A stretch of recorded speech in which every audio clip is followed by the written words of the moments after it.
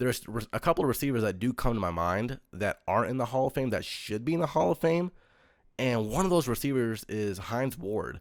I mean, this is a guy that's got a career 1,000 receptions. I mean, I would hate it if I had if I ended my career on 999 receptions.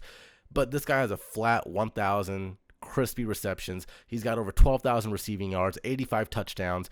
The guy's a 2-time Super Bowl champion. He's made 4 Pro Bowls. And one of the things, I don't know, I've always been like a big Hines Ward fan. His nickname was Mighty Mouse back in the day. And I don't know, it wasn't that he was just, a really good receiver. He was hard-nosed. He was tough.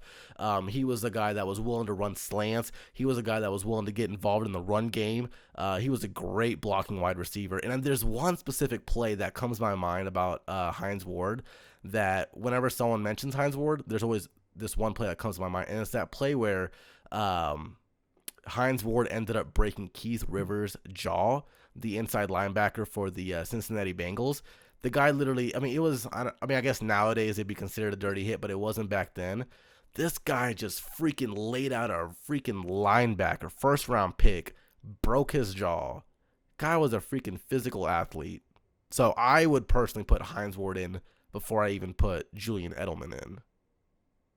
Yeah, completely agree. And like you said, I think of the same things when someone says Hines Ward's name. Like, this was a guy who was not afraid to freaking lay the wood on somebody. Right. And he didn't look like a physical specimen necessarily. No, he was tiny, man. Yeah, I'm sure Steelers fans loved him for that. I know they love the hard-nosed, like Jack Ham, Jack Lambert, what was their cornerback's name who would always Mel Blount. Yeah. He was kind of the first hard-nosed corner that would just kill receivers. Yeah. But yeah, Hines Ward definitely, I mean, looking at his stats, how would his stats compare to that of Julian Edelman? So let's see. Well, Julian Edelman, he's only had 3 1,000-yard seasons.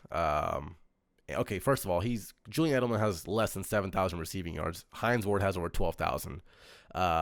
85 touchdowns, 36 touchdowns.